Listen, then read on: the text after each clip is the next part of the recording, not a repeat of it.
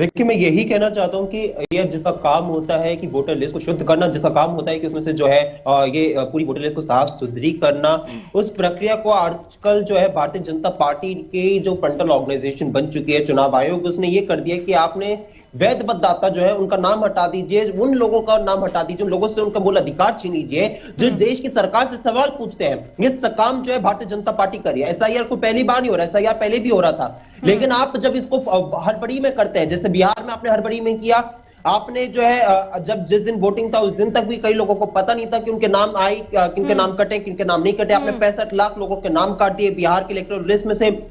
बार बार जो है supreme court को कहना पड़ा कि भैया आप जो है 65 लाख लोगों के नाम जिनको आपने काटा है उनके नाम को आप सार्वजनिक करिए, लेकिन चुनाव आयोग जो था उनका नाम सार्वजनिक नहीं करता है।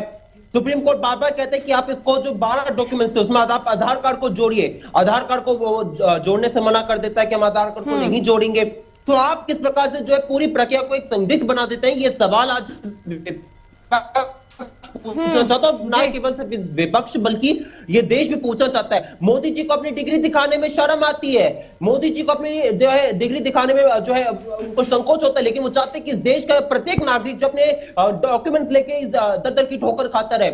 आज जो है जयपुर की आप देख लीजिए, वहां पे एक वीडियो आया था कि किस प्रकार से एक बीएलओ जो थी वो लोगों के ना घर गई ना फॉर्म दिया, लेकिन फिर भी जो है लोगों के नाम काट दिए गए। फिर कैसे जो प्रक्रिया को पूरी संदिग्ध बनाया जा रहा है, आज ये सवाल आज हम लोग पूछ रहे हैं। और इसी वजह से चाहे आप वेस्ट बंगाल की बात कर लीजिए, केरल की बात कर लीजिए, राजस्थान, मध्य प्रदेश, हर जगह की, वहां पे बीएलओ पे इतना ज्यादा अपने एक्सट्रीम वर्कलोड और स्ट्रेस है कि वो सुसाइड कर रहे हैं। तो ऐसी प्रक्रिया जो किसी की जान ले रही है, आप उसको करके क्या मिलेगा आपको? ये सवाल आज हम लोग पूछ रहे हैं सरकार से। ये जो वोट चोरी बिहार का बड़ा यहाँ पे जो उसको प्रमाणित करने पे लगे हुए हैं, यहाँ पे जो बड़ा उसका डिफेंस कर रहे हैं, मैं यहाँ पे बात रखना चाहता हूँ। आप जो है चुनाव के वक्त पे जिस दिन वोटिंग है उससे 1-2 दिन पहले महिलाओं को आप 10-10 हजार रुपए की रिश्वत देंगे, चुनाव आयोग आंखों पे पट्टी बांध के बैठा रहेगा और आप कहेंगे अरे वोट चोरी नहीं हुआ।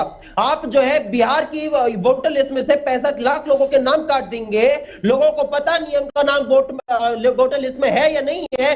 चुनाव सुप्रीम कोर्ट को कहना पड़ता है कि आप 65 लाख लोगों के नाम को सार्वजनिक करने में आपको संकोच क्यों है? चुनाव आयोग फिर भी कतराता है और आप यहाँ पे कह रहे हैं कि वोट चोरी हुआ नहीं। आप जो है यहाँ पे जो इतने सारे आपने एसआईआर की प्रक्रिया चलाई, उसके बाद भी क्या हुआ, एक एक घर में 500 वोटर जो है रजिस्टर्ड हो जाते हैं उस पते पे जो कि 20 साल से बंद है। उसके बाद आप कहते हैं कि भैया वोट चोरी हुआ नहीं। तो आप जो है इतने सारे 1.5 करोड़ के करीब फेक वोटर्स पाए जाते हैं बिहार की वोटर लिस्ट में और आप कहते हैं कि वोट चोरी हुआ नहीं। और जब चुनाव की डेट घोषित हुई थी 6 अक्टूबर, उस दिन चुनाव आयोग डेटा जारी करके कहते हैं कि 7.42 करोड़ बिहार में वोटर्स है।